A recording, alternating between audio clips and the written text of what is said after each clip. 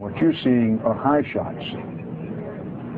Now, here we're going to show you a videotape of the collapse itself. Describe that. Now we go to videotape, the collapse of this building. It's amazing. Amazing, incredible, pick your word.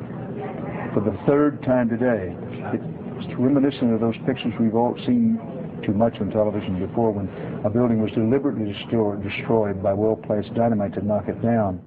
I was amazed. It follows, and I'd look now at dozens of demolitions just to see what they look like, what is the nature, is experiments on how you bring a building down symmetrically, straight down and rapidly. You knock out the core first, the core goes down, the sidewalls lean in a little bit, and the building comes down rapidly because you've knocked out the support. Well, that's exactly how Building 7 came down. The dramatic collapse of World Trade Center 7 is something everyone ought to see. I suspect that few have actually looked at it to date. It's very dramatic. It would be helpful actually to show a demolition of some other building, which we know is controlled demolition. So you can see how it dips in the middle and comes straight down and rapidly. And also you see coming off the sides these jets of gas and debris, smoke puffing out of there. And that's very typical of explosive demolition. All these characteristics, the straight down fall and the rapid fall. And then you would look at, for comparison, Building 7, and you can see what I mean. It really does look like an explosive demolition. Something that needs to be explored very carefully, but the characteristics are there. So you look at the building, you see it dip in the middle first, and the sides bow in a little bit, and then you see it come down. 1, 2, 3, 4, 5, 6, just like that.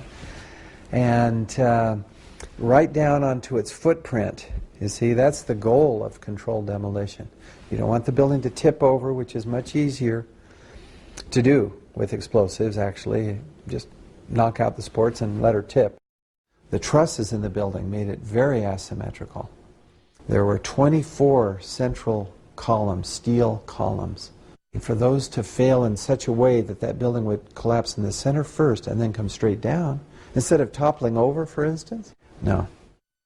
The entire roofline cascades downward neatly into its own footprint. At the same time, jets of debris can be seen shooting out of the walls and going up floor by floor.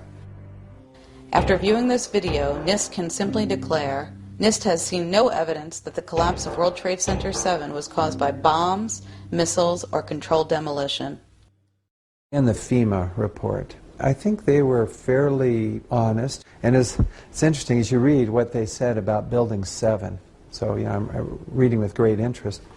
At the end they say, well, our best hypothesis, now this is the fire and damage hypothesis. That's the only hypothesis they looked at seriously. Okay, so our best hypothesis, they said, has only a low probability of occurrence.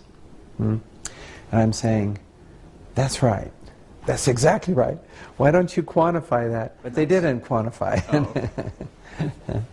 But they did admit, it has only a low probability of occurrence, and that's to their credit. The 9/11 Commission didn't even mention Building 7 collapse, NIST and FEMA published pictures of damage to the southwest wall at the 18th floor and minor roof damage.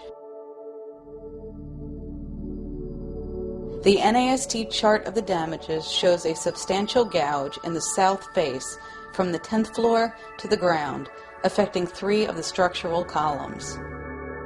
Here begin the problems in the NIST preliminary report on the collapse of World Trade Center 7.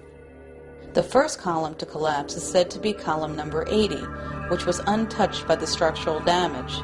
This is evident in the fall of the east penthouse, supported by column number 80.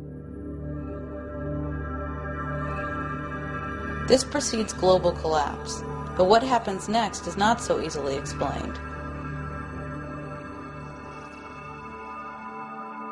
The building does not fall over in the direction of the gouging damage, and it does not fall over in the direction of the failed column beneath the east penthouse.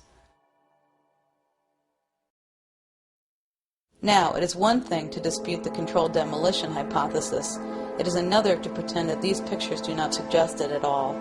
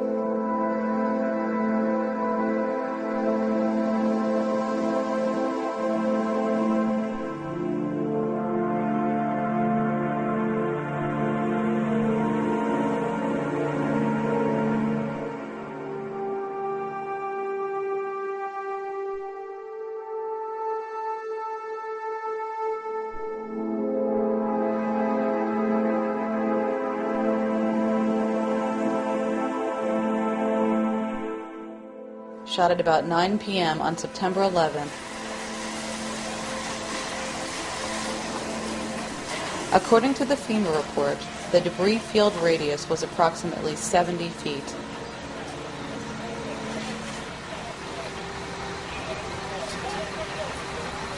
The U.S. Post Office is on the left, also known as the Federal Office Building. World Trade Center 7 stopped at the sidewalk along the post office.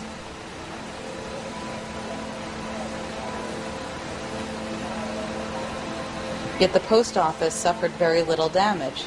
It was less than half the height of Building 7, which was 570 feet tall. You can see Building 5 still burning in the distance.